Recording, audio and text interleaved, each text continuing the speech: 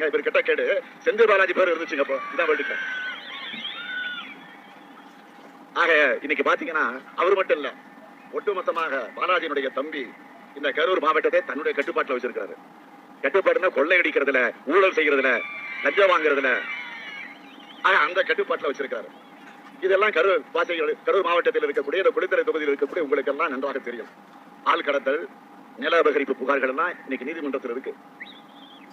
அதே மாதிரி பேருந்துகளுக்காக ஒரு கருவி வாங்கினாங்க, டிக்கெட் கொடுக்கறதுக்கு ஒரு கருவி, ஜிஎஸ்பி கருவி. அந்த கருவியில ஊழல் நடந்திருக்குன்னு சட்டமன்றத்தில் நான் தான் ஆதாரத்தோடு எடுத்து பேசினேன். இது வரைக்கும் முறையான மறுப்பு கிடையாது.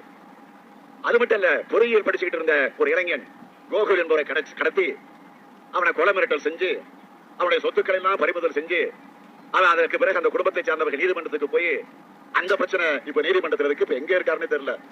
அந்த கோகுல் தலைமறைவாகி எங்க இருக்கிறார் தெரிய முடியாத நிலையில இன்றைக்கு இருந்து கொண்டிருக்கு. அது மட்டுமா, அரசு கேபிள் டிவி நிறுவனத்துக்கு தமிழ்நாட்டிலே அதிகமாக பணம் கட்டக்கூடிய எந்த மாவட்டம் கேட்டீங்கன்னா இந்த கரூர் மாவட்டம் தான் அதிகமான அளவுக்கு பணம் கட்டிட்டு இருக்கு கேபிள் டிவியை பொறுத்த வரைக்கும். ஏனென்றால் இங்க இருக்கக்கூடிய லோக்கல் சேனல்லாம் செந்தில் பாலாஜியுடைய பினாமி பெயர்ல தான் இருக்கு. மிஞ்சி மிஞ்சி போனீங்கன்னா அது அடுத்ததுக்கு பாத்தீங்கன்னா தம்பிதுரையுடைய பினாமி பெயர்ல தான் இருக்கு. இப்படி ஒன்றா இரண்டா எடுத்து சொல்ல அப்படின்னு பாட்டு இருக்கு.